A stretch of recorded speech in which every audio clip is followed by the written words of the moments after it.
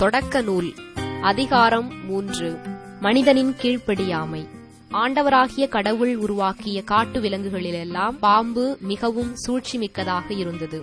அது பெண்ணிடம், கடவுள் உங்களிடம் தோட்டத்திலுள்ள எல்லா மரங்களிலிருந்தும் உண்ணக்கூடாது என்றது உண்மையா என்று கேட்டது.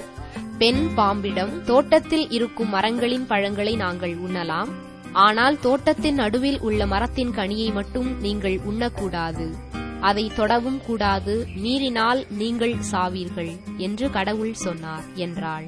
பாம்பு பெண்ணிடம், நீங்கள் சாகவே மாட்டீர்கள், ஏனெனில் நீங்கள் அதிலிருந்து உண்ணும் நாளில் உங்கள் கண்கள் திறக்கப்படும், நீங்கள் கடவுளைப் போல் நன்மை தீமையை அறிவீர்கள் என்பது கடவுளுக்கு தெரியும் என்றது.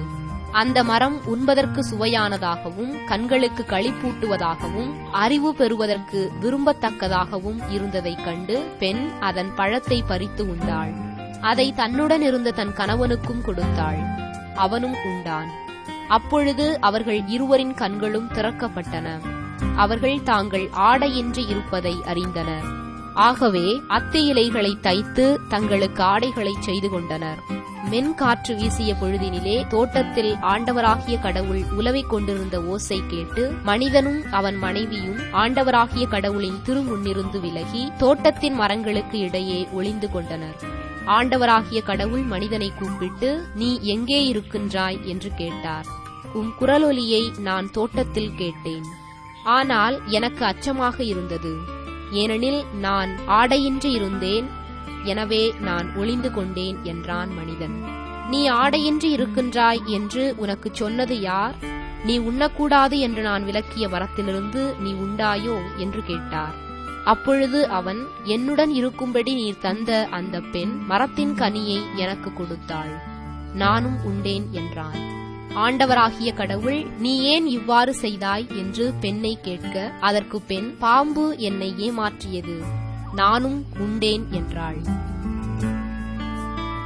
கடவுளின் தீர்ப்பும் வாக்குறுதியும்.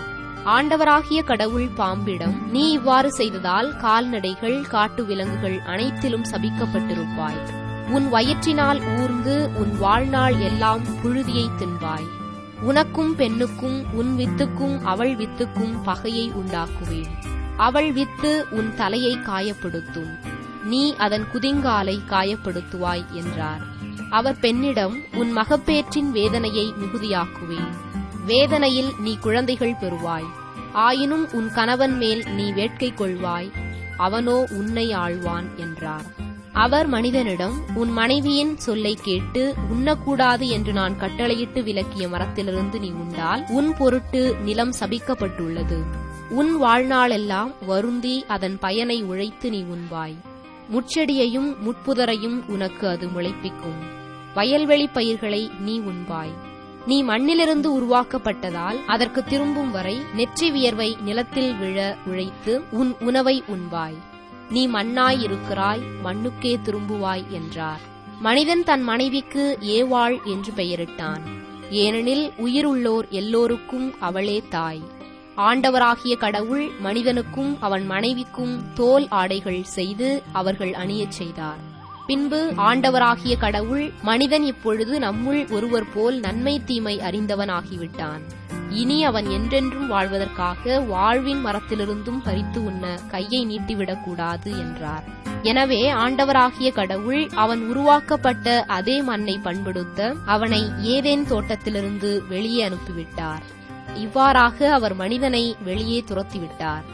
ஏதேன் தோட்டத்திற்கு கிழக்கே வாழ்வின் மரத்திற்கு செல்லும் வழியை காப்பதற்கு கெருபுகளையும் சுற்றிச் சுழலும் சுடரொளி வாளையும் வைத்தார்.